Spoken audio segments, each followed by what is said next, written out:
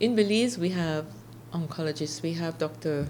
Ellsworth Grant, who works out of the Belize Cancer Center in Dangriga, and we have our resident oncologist at the Carl Hushner Memorial Hospital, Dr. Yakab. They are adult oncologists.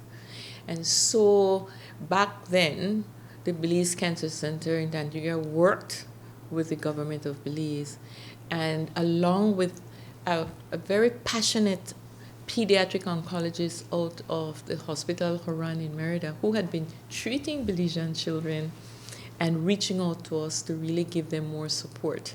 And that's way back then. In 2015, the Social Security Board worked with the then CEO of the Ministry of Health, along with the BCS, the Cancer Society, and the Cancer Center in Dangriga, and approached the Social Security Board. And they gave us like a three-year grant or so to help the children to get to treatment immediately. That worked beautifully. To date, that service, as far as I know, is still in place. The children, what happens when we get a referral, those children we make an appointment with the Horan Hospital, and those children they go over there. They get a lot of support. It's not well known in the country that children can be referred to the hospital Horan. To date, the Ministry of Health still is paying those bills for those children at the hospital Horan. We don't know what 2024 will bring, because there are going to be new arrangements in place, and we have not been informed officially as yet. In that, the lady that you referred to and you shared the information with me, that is not an uncommon situation. Her child needed bone marrow biopsy, and so where would she get that money from? There's none of us in the country, the Belize Cancer Society, we certainly do not have those kinds of funds.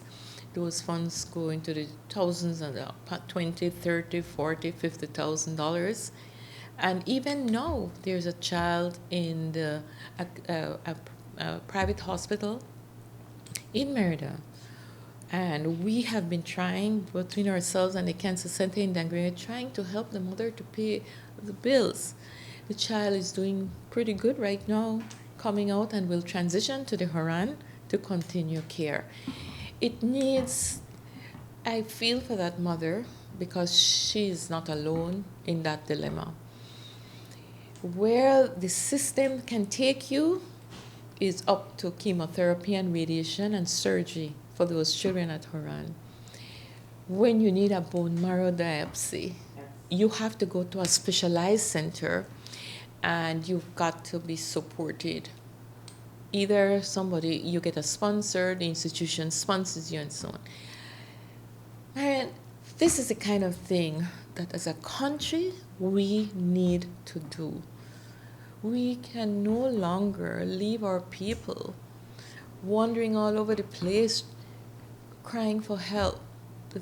Where our children are concerned, we have to make sure that they get to cancer care. They deserve it. It's a human right for these children to survive. That MOU has expired.